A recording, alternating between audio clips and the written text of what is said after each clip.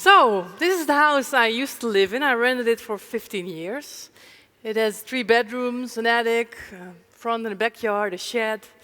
And although it served me well for many years, I wanted something different.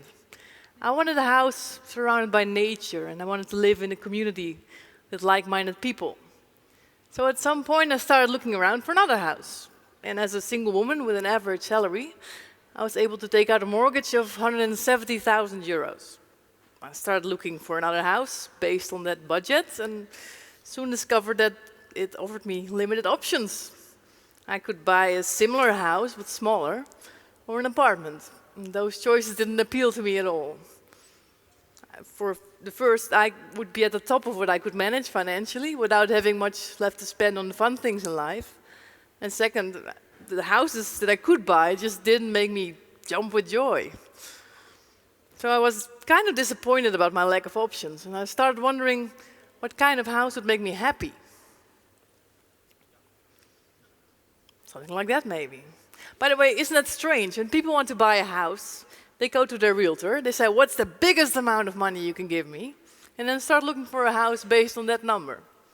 And when they find it, they have huge monthly housing costs, can't even go out to dinner anymore, spend 3 out of 5 days a week working just to pay the mortgage and utility bills.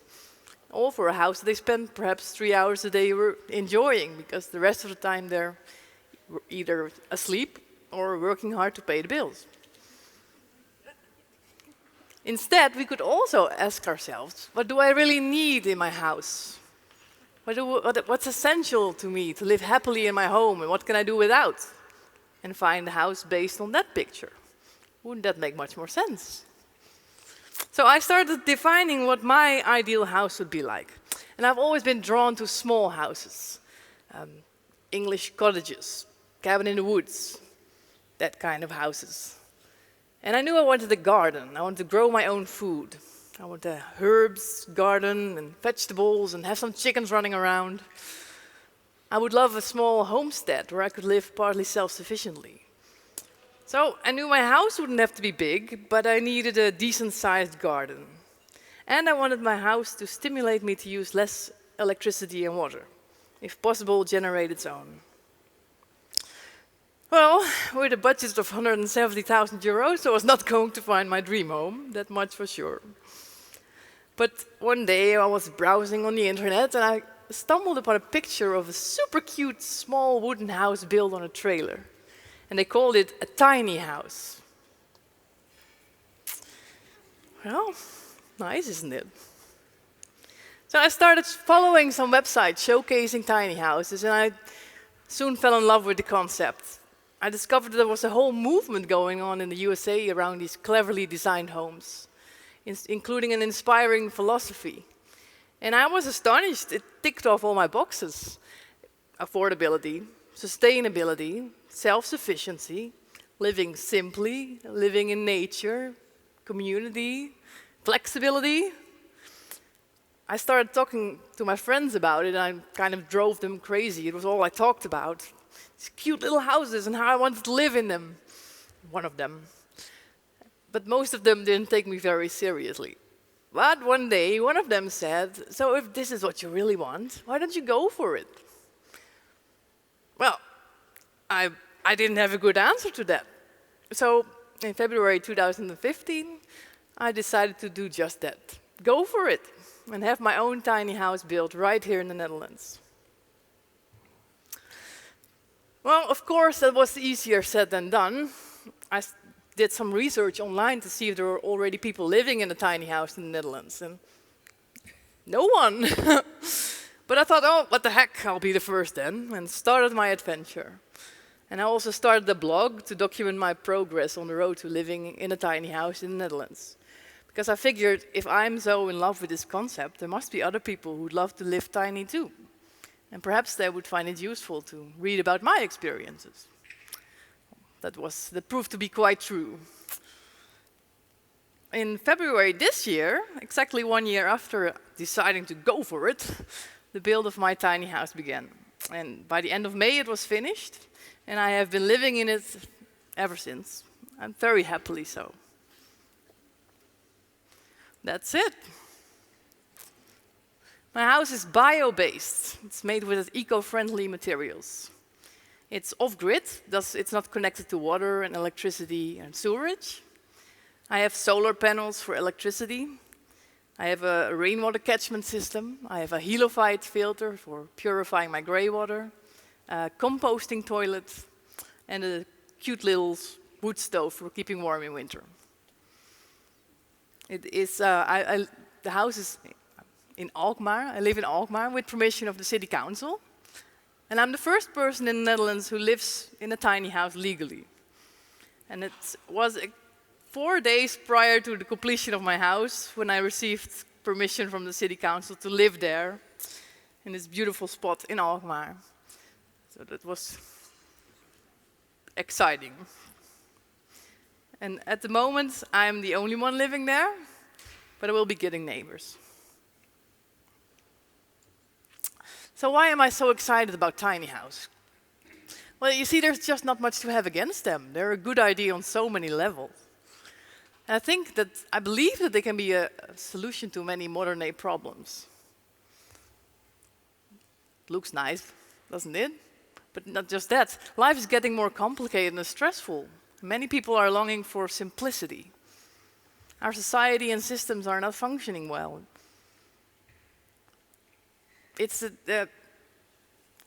On average, people in the Netherlands spend 38% of their income on housing. That's about 2 out of 5 days a week where you are working just to cover the mortgage, rent, utility bills. It's the 21st century, and although authorities state that human well-being has never been better, the world is a mess on many fronts. Poverty, inequality, pollution, climate change, social isolation, rising debts, an epidemic of burned out people. What if we could contribute to solving some of these problems just by changing one thing in our lives, moving into a smaller house? For me, the choice to move in a tiny house has given me many benefits. For once, it's given me the opportunity to own a house without the heavy burden of a mortgage. I have invested 35,000 euros in my house, and in 5 years' time, I will be debt-free. By then, my housing costs will consist solely of the rent I pay for the land that my house is on. That's it. No utility bills, because I'm self-sufficient in energy and water. Think about that. What would you do if you would have no monthly mortgage or rent to pay? Would you perhaps work a day or two less and spend that time doing what you absolutely love? Would you get a job that you get excited about but doesn't pay as much as your current job? Or would you take up volunteer work or learn a new language, travel more, start your own company? Well, you could do that.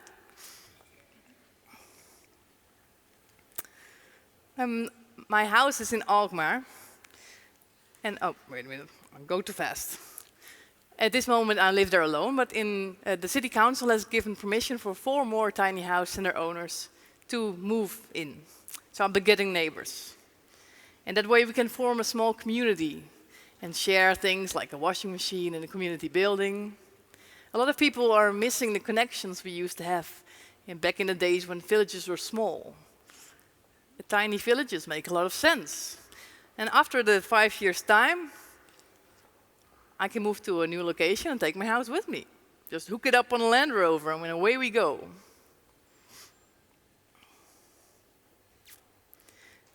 We have some hurdles to take before a tiny house living becomes a possibility for the majority of people in the Netherlands. Building codes and zoning regulations are not yet set up for this new type of housing. And if you do decide to live in a tiny house, you'll have to make some choices. Tiny house living is not for everyone, and neither does it have to be. But we can all take with us some of the lessons learned and the insights gained by the movement and incorporate them into our own lives. How much do I really need to live a happy and fulfilled life? How much is enough for me? Can I be content with less space to gain more freedom? By living in a tiny house, I have reduced my carbon footprint. I have less space for stuff, so I have to think more If I want to buy something new, do I really need or want this? And in the process of moving to a tiny house, I had to get rid of a lot of stuff as well. And I can honestly say I don't miss a thing. I recommend it to everyone. Get rid of the stuff. It's liberating. It opens up space in your head as well as your closet. I have not once regretted my decision to move into a tiny house, to have a tiny house built and to live in permanently. I love my house. It's got soul. It gives me the freedom to follow my heart and live my life the way I want to. It gives me the kick in the butt I need to take care of better care of our beautiful planet. But most of all, it's given me the chance to meet amazing new people, have extraordinary experiences, and grow as a human being. That's it.